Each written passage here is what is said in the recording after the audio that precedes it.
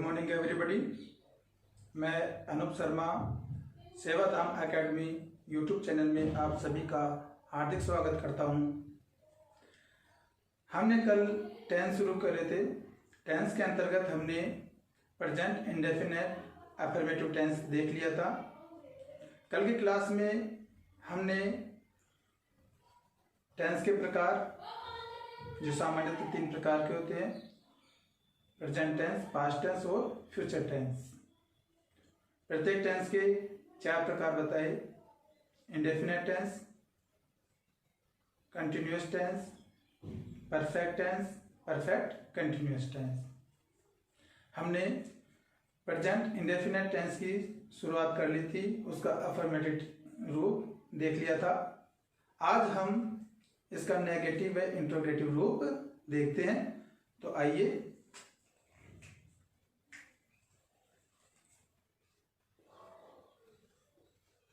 Present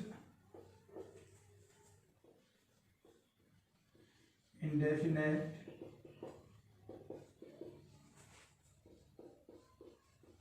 negative tense.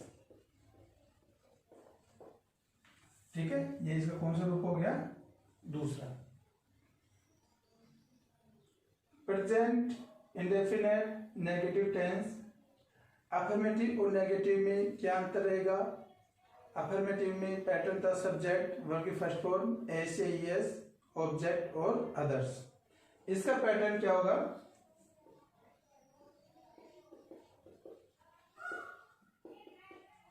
इसका pattern होगा subject plus do या डज, उसके बाद नॉट, वर्ब की फर्स्ट फॉर्म, ऑब्जेक्ट, अदर्स। ठीक है। प्रेजेंट इंडेफिनिट नेगेटिव टेंस का पैटर्न क्या हो गया? Subject, do, does, not, verb की फर्स्ट फॉर्म, ऑब्जेक्ट, अदर्स। अब इसमें डू और डज का प्रयोग कैसे होगा? किस सब्जेक्ट के साथ डू आएगा, किस सब्जेक्ट के साथ डज आएगा, उसका रूल्स लिखिए।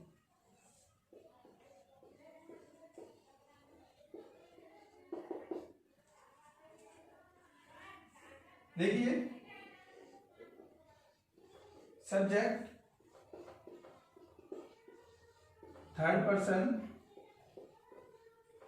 व सिंगुलर नंबर होने पर सब्जेक्ट क्या होना चाहिए?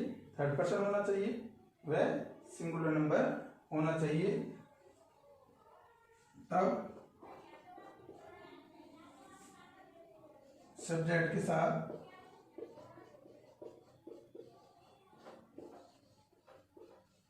डज का प्रयोग होता है।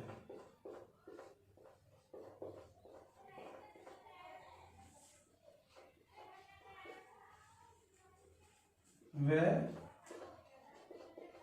अन्य के साथ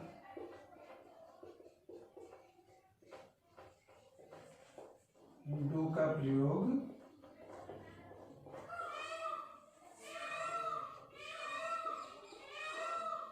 होता है। नेगेटिव टेंस में आप ये ध्यान रखेंगे, इसमें डू डज का प्रयोग होगा। ठीक है। उसके बाद नोट आएगा, वर्ब की फर्स्ट फॉर्म, ऑब्जेक्ट, अदर।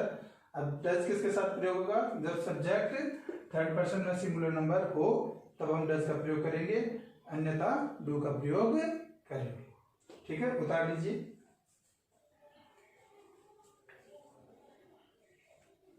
आगे देखिए, अब हम सेंटेंस बनाते हैं।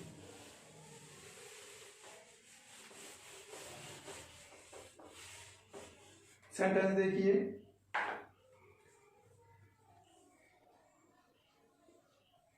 वह पुस्तक नहीं पढ़ता है। कौन सा सेंटेंस है? नेगेटिव, क्योंकि नहीं आ रहा। सेंटेंस कौन से टेंस का है ये आप पहचान करेंगे कि हिंदी वाक्यों के अंत में ता है, ती है, ते है, तामू आदि आए तो कौन सा टेंस होगा? Present indefinite tense. इसका इंग्लिश ट्रांसलेट करते हैं। ही पैटर्न में देगा सब्जेक्ट, उसके बाद क्या था? डू या डज। तो चूंकि ही थर्ड पर्सन में सिंगुलर नंबर है तो क्या जाएगा? डज। उसके बाद क्या था? नॉट। ही डज नॉट पढ़ने की क्या होती है? रीड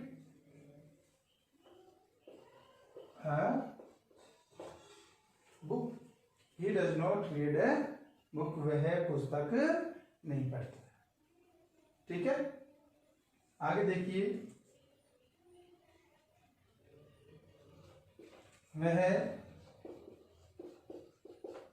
क्लास में पढ़ाई नहीं करती है। वह क्लास में पढ़ाई नहीं करती है। शी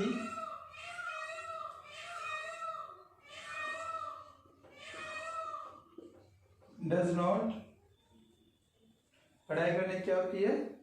स्टडी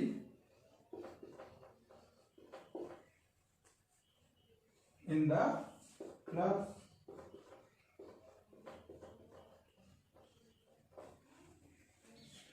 देखो दो शब्द है, हमने दो शब्द देखे, रीड और स्टडी। जब हम किसी पुस्तक को सरसरी तौर पर पढ़ते हैं तब तो हम करते हैं रीड का प्रयोग, जैसे रामायण पढ़ना, महाभारत पढ़ना, गीता पढ़ना, ठीक है, अखबार पढ़ना, ठीक। और हम जब किसी पुस्तक को गहनता से अध्ययन करते हैं, एकाग्र होकर अध्ययन करते हैं, तब हम प्रयोग करेंगे स्टडी का। अब क्लास में हम एकाग्र होकर पढ़ाई करते हैं, इसलिए हमने यहाँ पर स्टडी का प्रयोग किया है। ये देख लीजिए दोनों सेंटेंस, उतारिए।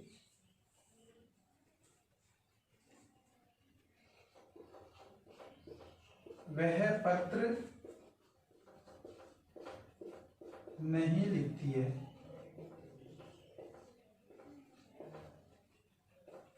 देखिए आप सोच रहे होंगे कि इनका प्रयोग कैसे होगा, क्या काम आएंगे ये टेंस। ये बहुत काम आने वाली चीज है। आपको यदि स्टोरी बनानी है, पैराग्राफ लिखना है, ठीक है, यदि हिंदी से इंग्लिश में ट्रांसलेट करवाए तो टेंस का इनका उपयोग होगा। इसलिए आप इसे हल्के में ना ले, बहुत ही इंपॉर्टेंट है, हर एग्जाम की दृष्टि से ये इंपॉर्टेंट है। इसके बाद हम टेंस का यूजेस देखेंगे, वो मोस्ट इम्पोर्टेंट है, जो कि हमको ब्लैंक दे करके और उसको भरवाया जाता है। वो हम जैसे ही ये इनके जो चार रूप है प्रेजेंट इंडेफिनिट के, affirmative, negative, interrogative, interrogative, negative, उसके बाद में हम उनको देखेंगे, इसलिए आप क्लास में बने रहिए। वह पत्र नहीं लिखती है। सी के साथ क्या आएगा? डज, क्योंकि पैटर्न में था सब्जेक्ट डू या डज। उसके बाद नोट, लिखने की क्या होती है? राइट ए लेटर, ठीक है। देखो आपको वर्ब्स याद करनी होगी, बिना वर्ब्स के आप सेंटेंस नहीं बना सकते, इसलिए आपको वर्ब्स याद करनी होगी। मैं एक वीडियो के माध्यम से आपको कुछ इंपॉर्टेंट वर्ब्स लिखा दूंगा, तो आप उनको याद अच्छे से कर लेंगे। आगे देखिए,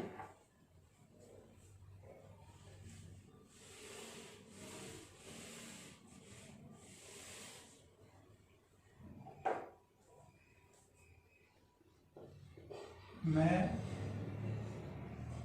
घूमने नहीं जाता हूँ। मैं घूमने नहीं जाता हूँ, क्या बन जाएगा इसका? आई। अब आई के साथ डू आएगा या डज? आई फर्स्ट पर्सन है, इसलिए इसके साथ क्या आएगा? डू। फिर नहीं, नॉट,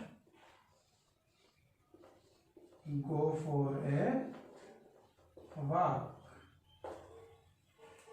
ठीक है, घूमने जाने की क्या होती है, गो फॉर ए वॉक। आगे देखिए, वर्षा नहीं होती है।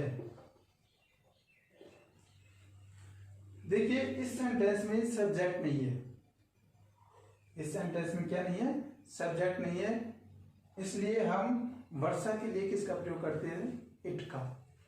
किसका प्रयोग करते हैं, इट का। ये इट क्या हो गया, सब्जेक्ट। इट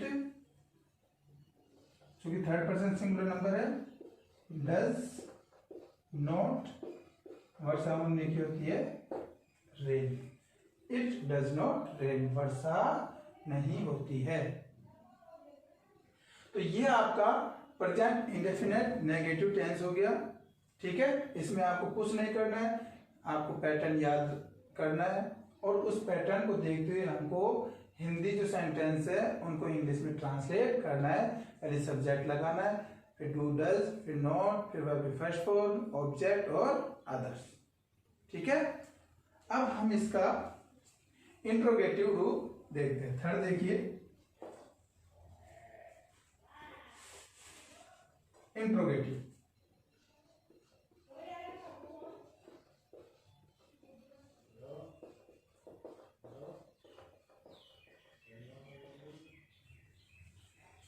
ठीक है,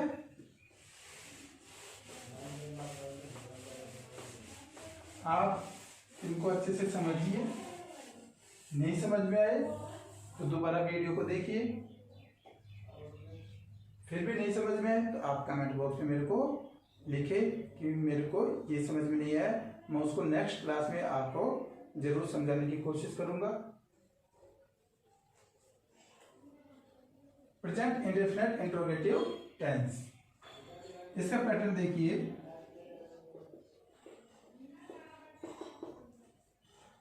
देखिए कुछ भी नहीं है, डू डज पहले आ जाएगा।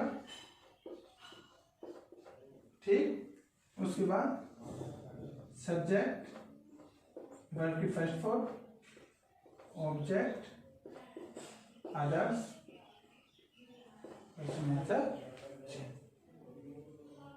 ठीक है, क्योंकि प्रश्नवाचक वाक्य वाले हैं तो डू डज पहले आ जाएगा और लास्ट में क्या लग जाएगा, प्रश्नवाचक चिन्ह। देखिए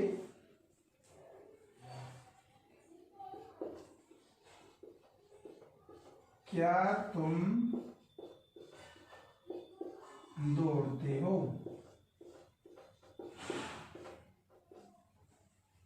टेंस प्रेजेंट इंडेफिनिट टेंस क्योंकि थे। ठीक है, तो क्या बन जाएगी, पैटर्न में क्या है, पहले डू या डज, और डू या डज किसके अकॉर्डिंग आएंगे, सब्जेक्ट के अकॉर्डिंग। तो सब्जेक्ट क्या है, तुम, सेकंड पर्सन है इसलिए क्या आ जाएगा, डू। यू, वर्ब की फर्स्ट फॉर्म, वर्ब की फर्स्ट फॉर्म क्या है, दौड़ना, दौड़ने की होती है रन, और लास्ट में प्रश्नवाचक चिन्ह। क्या तुम दौड़ते हो,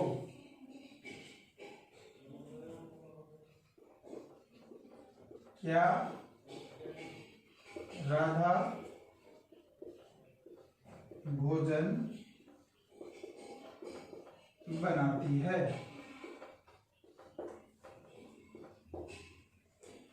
क्या राधा भोजन बनाती है। डज, क्योंकि Radha third person singular number है, डज राधा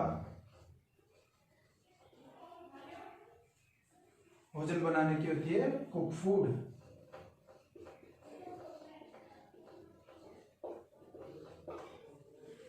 ठीक है, डज राधा कुक फूड,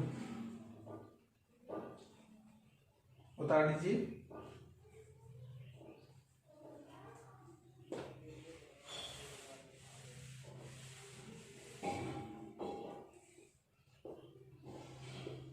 क्या बच्चे हैं? क्या बच्चे रोते हैं? क्या हो जाएगी? बच्चे प्लूरल है इसलिए डू चिल्ड्रन, रोने की क्या होती है? We, do children we, simple.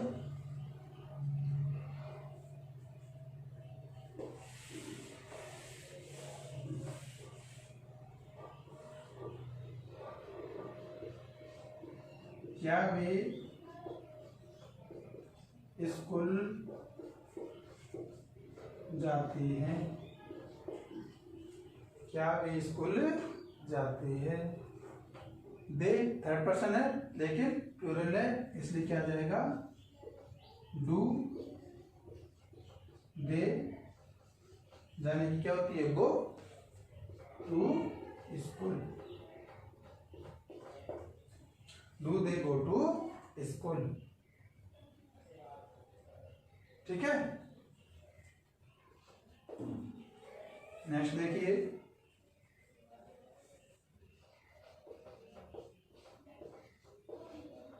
क्या मैं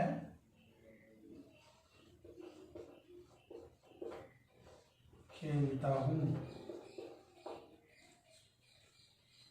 फर्स्ट पर्सन आई तो ये क्या लग जाएगा?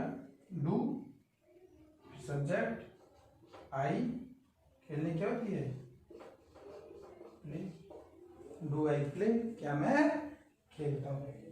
तो देखिए ये हो गया प्रेजेंट इंडेफिनिट इंट्रोगेटिव टेंस। इसमें डू डज पहले आता है, फिर सब्जेक्ट, फिर वर्ब की फर्स्ट फॉर्म, ऑब्जेक्ट, अदर्स और अंत में प्रश्नवाचक चिन्ह। आज हमने प्रेजेंट इंडेफिनिट टेंस का नेगेटिव व इंट्रोगेटिव रूप देख लिया। नेक्स्ट क्लास में हम इसका इंट्रोगेटिव नेगेटिव व इसका परीक्षा की दृष्टि से कैसे उपयोग होता है वो हम नेक्स्ट क्लास में देखेंगे। नेक्स्ट क्लास को आप देखना ना भूलें क्योंकि वो परीक्षा की दृष्टि से बहुत बहुत बहुत इम्पोर्टेंट है। इसलिए आप इस YouTube चैनल से जुड़े रहिए, सब्सक्राइब करें और बेल आइकन को दबाएं ताकि नेक्स्ट क्लास का वीडियो आपको नोटिफिकेशन के माध्यम से मिल सके। आज के लिए इतना ही। जय हिंद, जय भारत।